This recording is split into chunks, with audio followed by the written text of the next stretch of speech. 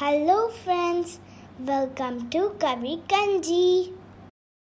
இன்றைக்கி நம்ம வீடியோவில் பருப்புலாம் யூஸ் பண்ணாமல் குவிக்காக செய்யக்கூடிய ஒரு சாம்பார் வெரைட்டி தான் பார்க்க போகிறோம். இந்த சாம்பார் பார்த்திங்கன்னா இட்லி, தோசை எல்லாத்துக்குமே ரொம்ப நல்லாயிருக்கும். நீங்களும் இந்த ரெசிபியை ட்ரை பண்ணி பாருங்கள். ட்ரை பண்ணி பார்த்துட்டு எப்படி இருந்துச்சுன்னு கமெண்ட் பாக்ஸில் சொல்லுங்கள். நம்ம சேனலை இது வரைக்கும் சப்ஸ்கிரைப் பண்ணாதவங்க சப்ஸ்கிரைப் பண்ணிக்கோங்க. அப்போ தான் நான் அப்லோட் பண்ணுற வீடியோஸை உங்களால் மிஸ் பண்ணாமல் பார்க்க முடியும். வாங்க இப்போது பருப்பு யூஸ் பண்ணாமல் சாம்பார் எப்படி செய்கிறதுன்னு பார்த்துடலாம். இப்போது சாம்பார் செய்கிறதுக்கு ஒரு குக்கரில் ஒரு பெரிய வெங்காயம், 2 பச்சை மிளகாய், 3 தக்காளி, 1 ஸ்பூன் மிளகாய்த்தூள், வீட்டில் அரைப்போம் இல்லையா அந்த மிளகாய்த்தூள் தான் சேர்த்துருக்கேன்.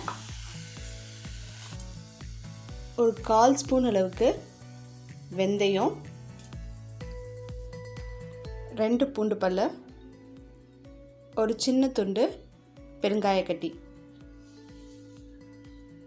இதெல்லாம் சேர்த்து கொஞ்சமாக தண்ணி விட்டு இந்த குக்கரை மூடி வச்சு மீடியம் ஃப்ளேமில் ஒரு 2 விசில் வச்சு இறக்கிடலாம்.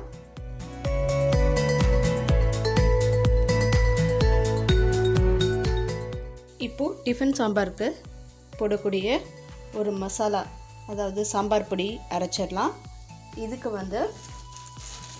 ஒரு கடாயில்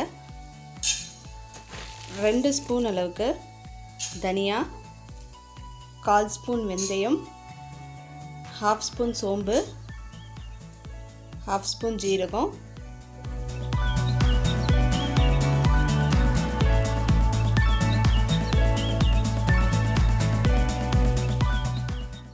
வரமிளகா ஒரு 5.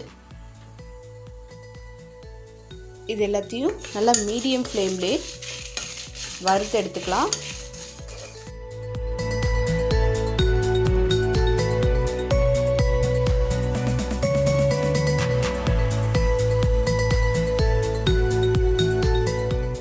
இப்போ இது நல்லா வறுப்பட்டடிச்சு தண்ணி சேர்க்காமல் பவுடராக அரைச்சி எடுத்துகிட்டு வந்துடலாம்.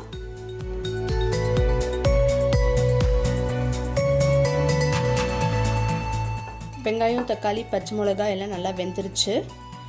இப்போது இதை தண்ணியை மட்டும் தனியாக எடுத்துகிட்டு வெங்காயம், தக்காளி எல்லாத்தையும் மிக்ஸி ஜாரில் சேர்த்து அரைச்சிக்கலாம். இப்போ நம்ம வறுத்து வச்சுருந்த சாம்பார் பொடியை அரைச்சாச்சு. இப்போ ஒரு வானலில் ஒரு 2 ஸ்பூன் அளவுக்கு எண்ணெய் சேர்த்துக்கலாம். எண்ணெய் நல்லா சூடானோடனே கடுகு சேர்த்துக்கலாம். கடுகு கொஞ்சம் பொரியட்டும். கடுகு பொரிஞ்ச உடனே கருவேப்பிலை கொஞ்சம், ஒரு காஞ்ச மிளகாய்,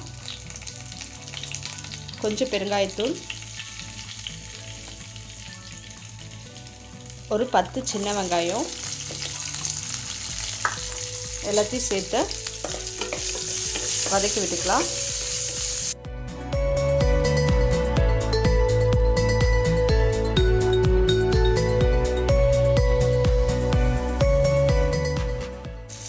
வெங்காயம் வதங்கின உடனே நம்ம வேக வைக்கும் போது யூஸ் பண்ண தண்ணி இருக்குங்களா, தக்காளி வெங்காயம் தண்ணி, அதை இது கூட சேர்த்துடலாம்.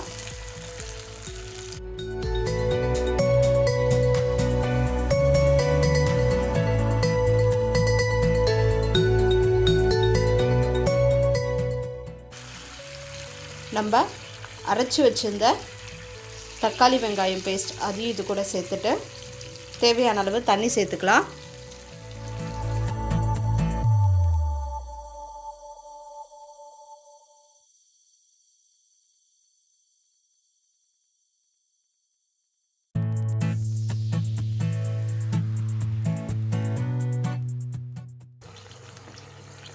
தேவையான அளவு உப்பு,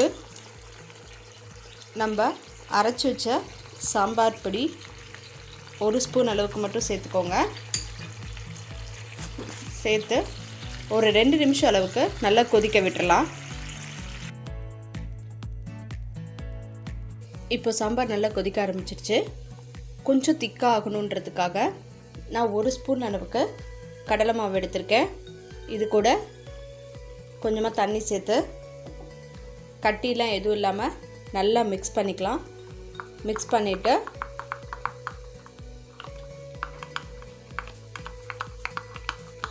இந்த சாம்பார் கூட சேர்த்துடலாம். உங்ககிட்ட கடலை மாவு இல்லை அப்படின்னா நீங்கள் வந்து பொட்டுக்கடலை மாவு கூட சேர்த்துக்கலாம். சேர்த்துட்டு ஒரு நிமிஷம் அளவுக்கு கொதிக்கட்டும்.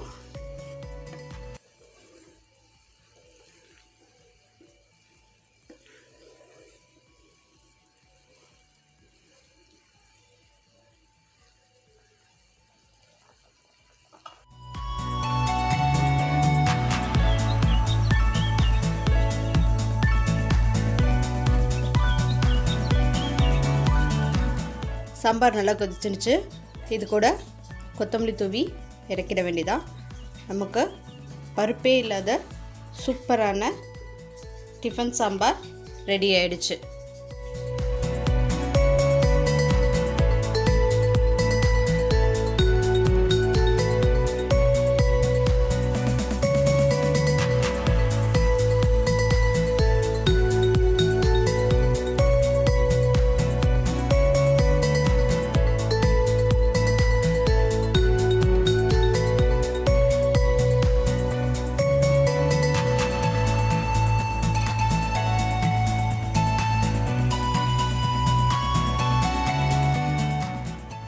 Thanks for watching this video. உங்களுக்கு இந்த வீடியோ பிடிச்சிருந்துச்சுன்னா லைக் பண்ணுங்கள், ஷேர் பண்ணுங்கள், கமெண்ட் பண்ணுங்கள்.